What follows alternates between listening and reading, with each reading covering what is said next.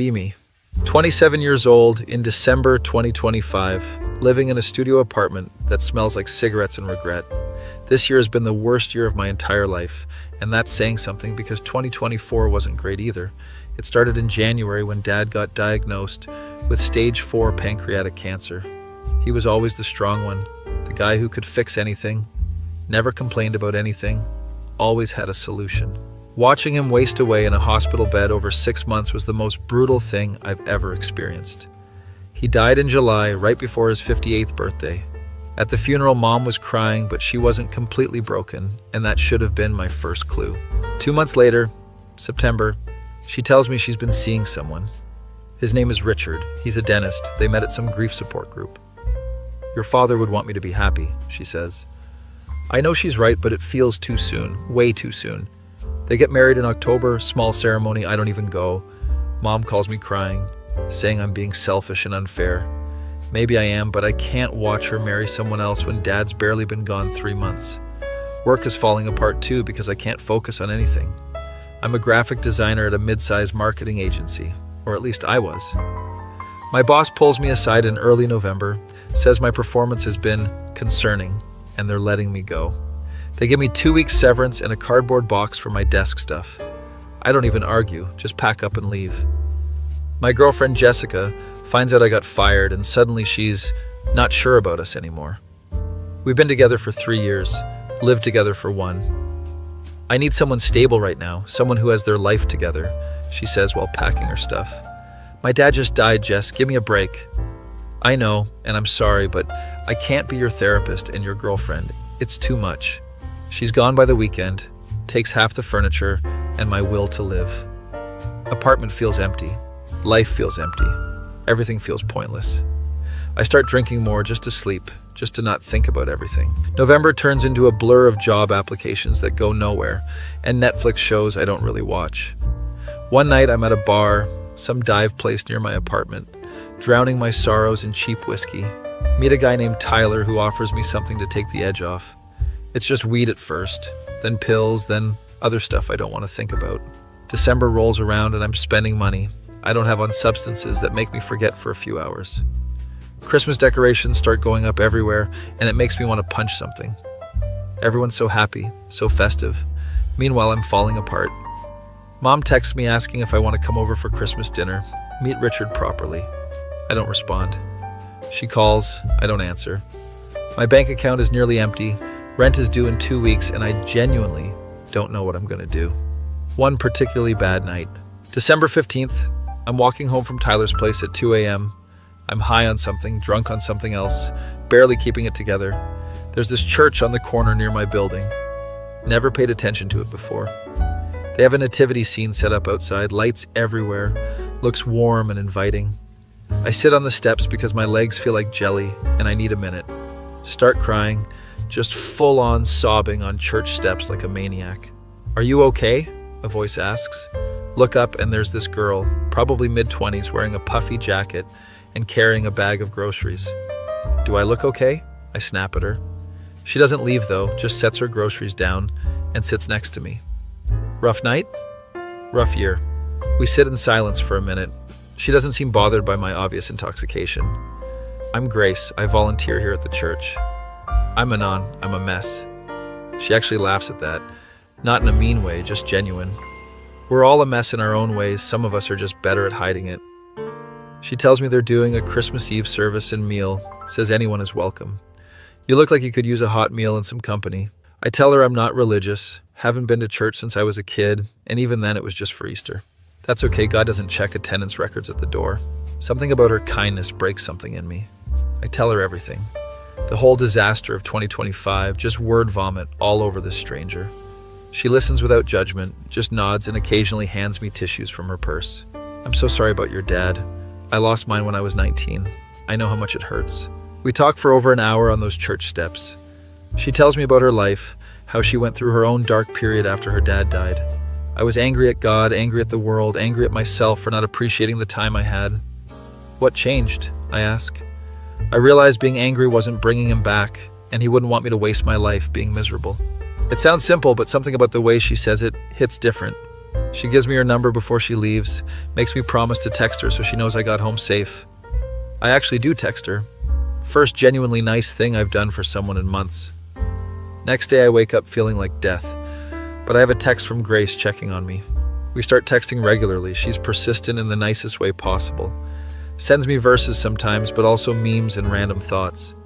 Saw a dog wearing a Christmas sweater today and thought of you, with a picture attached. I don't know why a dog in a sweater would make her think of me, but it makes me smile anyway. She invites me to get coffee. I almost say no, but something makes me agree. We meet at this local cafe. She's wearing a ridiculous reindeer headband. It's almost Christmas, gotta get in the spirit, she says cheerfully.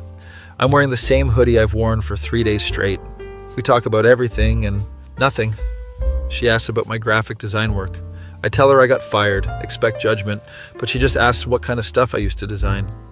I show her my portfolio on my phone. She gets genuinely excited about my work. These are amazing, you're so talented. It's been months since anyone complimented me on anything. She tells me her church needs a new website and some promotional materials. I know we can't pay much, but maybe it could help you build up your portfolio again? It's charity, and we both know it, but I'm too desperate to turn it down. I start working on the church project, gives me something to focus on besides my own misery. Grace checks in on me daily, sometimes just random texts, sometimes calls. Did you eat today? She asks one afternoon. Does coffee count? Absolutely not. I'm bringing you food. She shows up 30 minutes later with homemade soup and bread. We eat together in my depressing apartment. She doesn't comment on the mess. So Christmas is in a week. Have you thought about coming to the service? I still don't know about the whole church thing, but I don't want to disappoint her. Maybe. I'll take that as progress. She's helping me in ways she doesn't even realize. I cut back on the drinking, stop calling Tyler, start applying for jobs again with actual effort. Grace celebrates every small victory like it's huge. You showered and changed clothes today? Amazing. You applied to 5 jobs? You're on fire. Her enthusiasm is infectious, even when I'm trying to be cynical. December 20th. I'm working on the church website when Mom calls again. I actually answer this time. Anon! Oh, thank God, I've been so worried. We talk for an hour. I apologize for shutting her out. She apologizes for moving too fast with Richard. I still love your father, I always will, but he's gone and I'm still here. I get it, I do, even if it hurts. She invites me to Christmas dinner again, says Richard really wants to meet me. I tell her I'll think about it, which is more than I've given her in months. Grace is proud of me for reconnecting with Mom. Healing takes time and you're doing the work. That's what matters. December 23rd, Grace convinces me to help set up for the Christmas Eve service. The church is beautiful inside, way nicer than I expected. There's families everywhere, kids running around, old people chatting. Everyone seems genuinely happy. We're hanging decorations when Grace introduces me to Pastor Mike. He's younger than expected, probably early 40s, wearing jeans and a Christmas sweater. Grace tells me you're the genius behind our new website. I don't know about genius, but I'm trying. He thanks me for volunteering my time, says the church community appreciates it. Feels weird being appreciated for something after months of feeling worthless. Later that evening, Grace and I are sitting in the empty sanctuary just looking at all the decorations. I never asked. Why did you help me that night? I was a random drunk. Stranger? She's quiet for a moment. Because someone helped me when I was that random drunk stranger, and it saved my life. She tells me about her lowest point, years ago, how a church volunteer found her and showed her kindness. I was you once, angry and hurting and using substances to cope. I know what rock bottom looks like. And you think I can get better? I know you can, you've already started. I don't know if I believe her, but I want to. Christmas Eve arrives and I'm actually nervous about going to the service. I put on decent clothes for the first time in weeks, even shave. The church is packed when I arrive, standing room only. Grace saved me a seat next to her in the 3rd row. The service is nice, lots of singing. Pastor Mike gives a sermon about hope and new beginnings. Christmas isn't just about celebrating a birth from 2,000 years ago, he says. It's about remembering that even in the darkest times, light can break through. I'm not crying, you're crying. After the service, there's a huge dinner in the church basement. Tons of food, everyone's mingling. Grace introduces me to half the congregation. This is Anon, he designed our beautiful new website. People keep thanking me, asking about my work, treating me like I matter. There's a guy dressed as Santa taking pictures with kids. Grace drags me over, insists we take a picture together. I'm 27, I'm too old for Santa pictures. You're never too old for Santa pictures. We take the dumbest picture. Me looking awkward, Grace giving bunny ears behind my head. Santa asks the standard question, "And what do you want for Christmas?" Grace answers for both of us, asks for socks or something silly. He turns to me, "And you, young man?" I open my mouth, but nothing comes out. What do I want? I want my dad back. I want my old life back. I want to not feel broken anymore. "I'm good, thanks," I say quietly. Grace notices something's off but doesn't push. Later, we're cleaning up. I'm washing dishes in the church kitchen. "You got quiet after the Santa thing. You okay?" "Yeah, just tired." She doesn't buy it but lets it go. She drives me home around 11 p.m., makes me promise to text her tomorrow. "Merry Christmas, Anon. I'm really glad you came tonight." "Merry Christmas, Grace, and thank you for everything." I get back to my apartment feeling strange, not bad, just different. I'm exhausted, but in a good way, like I actually did something meaningful today. I fall asleep around midnight. First time in weeks I'm not passing out drunk or high. Then the dream starts. I'm standing in my childhood home, the one we lived in before Dad got sick. Everything looks exactly how I remember. The ugly green couch, Dad's recliner, Mom's garden photos on the wall. "Kiddo!" a voice calls out. I turn around and Dad is standing there. Not sick Dad, not hospital Dad, but healthy Dad from before everything went wrong. "Dad?" My voice cracks. "Hey buddy, long time no see." He looks so real. I can see every detail. The scar on his hand from when he cut it, fixing the shed, the way his eyes crinkle when he smiles. I run to him and hug him, and he feels solid and warm and real. "I miss you so much." I'm sobbing into his shoulder. I know, but you're gonna be..." We sit on the ugly green couch and he asks me about my life. I tell him everything. The job loss, Jessica leaving, the drugs, all of it. "I'm sorry I disappointed you." He shakes his head firmly. "You could never disappoint me. You're my son, and I love you no matter what. But I've been such a mess since you died." "You're grieving. That's not the same as being a mess. You're allowed to hurt." He tells me about Grace, says he's glad I met her. "She's good people. Reminds me of your mother when she was young." I laugh because he's right. "You need to forgive your mom. She's doing what she needs to do to survive losing me." I know, it just hurts seeing her with someone else. It hurts her too, but she's still living, and that's what I wanted for her, for both of you. We talk for what feels like hours. He gives me advice, tells me stories, makes bad dad jokes that make me groan. "What did Santa ask you for Christmas?" he asks suddenly. I didn't answer him. "Why not?" I look at him, this man who I've missed every single day since July. "Because all I want for Christmas is you, and that's impossible." He puts his hand on my shoulder. "I'm always with you, buddy, in here." He taps my chest over my heart. "Every choice you make, every design you create, every time you help someone, I'm there." That's not the same as having you here. I know, and I'm sorry I had to leave so soon, but my time was up and yours isn't. He stands up, and I know somehow that this is ending. "Dad, wait, please don't go." "I'm not going anywhere, you're waking up."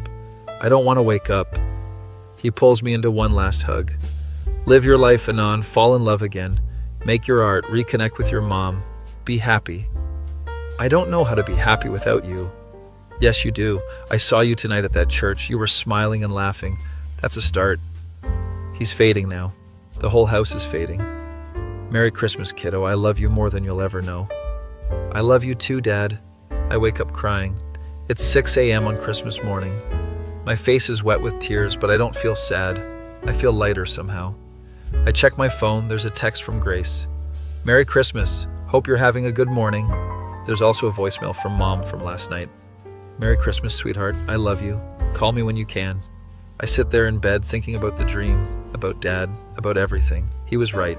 I have been starting to heal without even realizing it. Grace showed up at the exact moment I needed someone. Maybe that wasn't coincidence.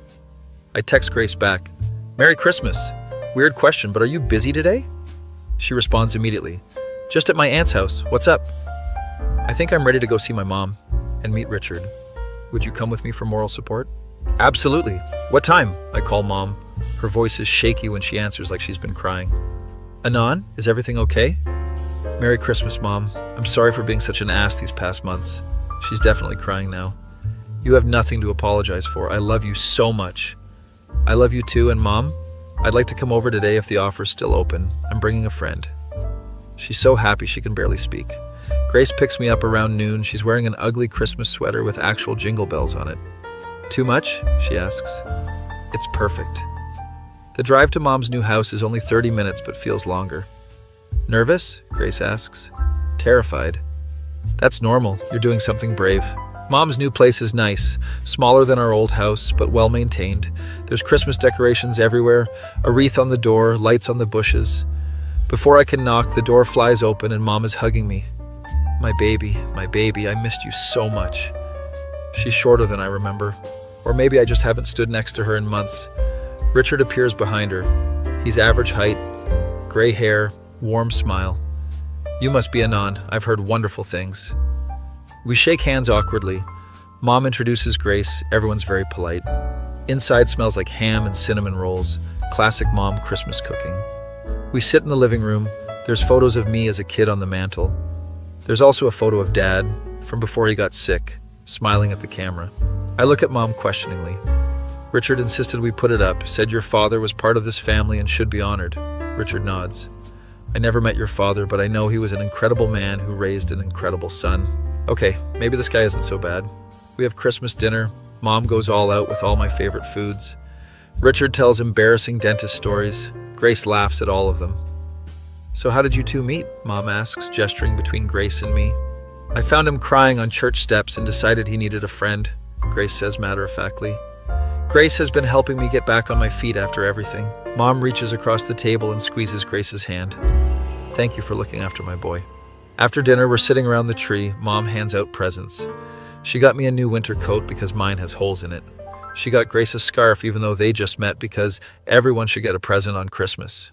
Richard gives me a book about graphic design and branding. I know you're looking for work, thought this might help. It's thoughtful. I hate that it's thoughtful. Thank you, really. I didn't bring presents because I'm broke and didn't think I'd be here. You being here is gift enough, Mom says, reading my mind. We watch a Christmas movie, some cheesy Hallmark thing that Grace and Mom love. I fall asleep on the couch, wake up to Grace gently shaking me. Hey, we should probably head out. It's getting late. We say our goodbyes. Mom makes me promise to come over more often. And bring Grace. I like her. Mom, we're just friends. Sure. In the car, Grace is grinning. Your mom is awesome. She really is. I forgot that for a while. And Richard seems nice. Yeah, he's not what I expected. She drives me home, but we sit in the car outside my building talking. Thank you for coming with me today. I couldn't have done it without you. You absolutely could have, but I'm glad I was there. She's looking at me with these soft eyes, and suddenly I'm very aware of how close we're sitting. Grace, can I ask you something? Anything. Why me? You barely knew me. I was a disaster. Why did you invest so much time in helping me? She thinks for a moment. Because everyone deserves a chance to heal, and I saw something in you that night on those steps. What did you see? Someone who was hurting but still had fight left in them. You were crying, but you were still breathing, still going. We're definitely having a moment here. I think I'm starting to believe in second chances, I say quietly. Good, because I believe in you. She leans over and kisses my cheek, quick and soft. Merry Christmas, Anon. She's gone before I can process what happened, driving away with a wave. I walk into my apartment in a daze. My phone buzzes, text from Grace. Had an amazing day. Thank you for letting me be part of it. I text back, thank you for saving my life.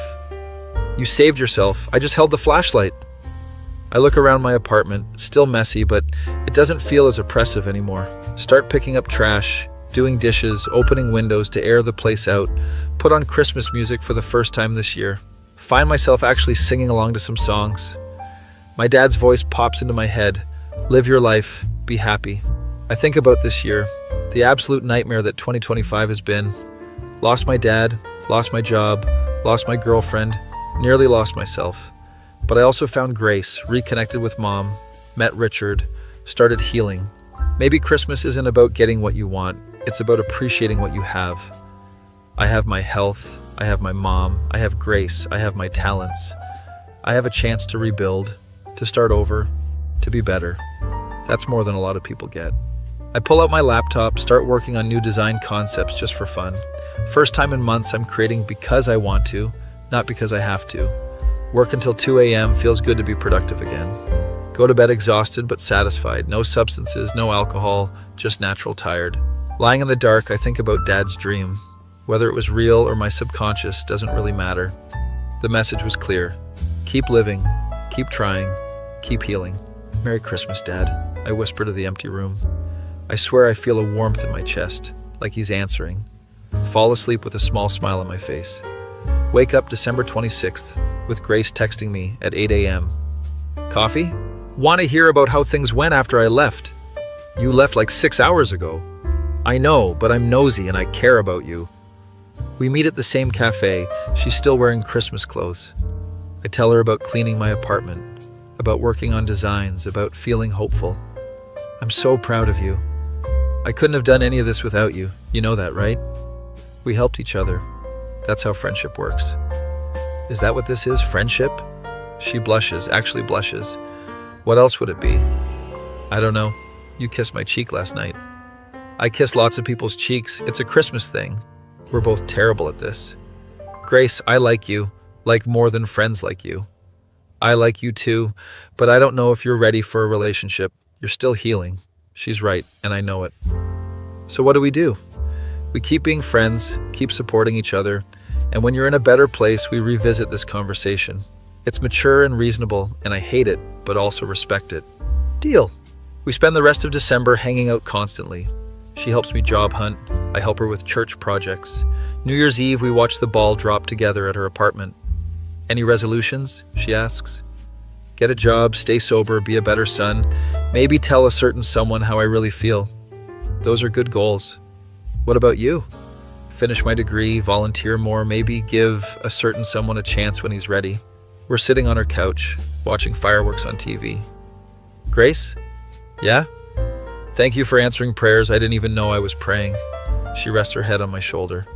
Merry Christmas, Anon, even though it's New Year's. Merry Christmas, Grace. 2025 tried to destroy me, but I made it through. Lost my dad, but gained an angel. Lost my way, but found faith in myself again. All I wanted for Christmas was my father back. What I got was a reason to keep living. And honestly, that might be even better. My face when I went from rock bottom to cautiously optimistic in 2 weeks because a girl in a reindeer headband refused to give up on me. That feeling when you realize Christmas miracles might actually be real, they just look different than you expected.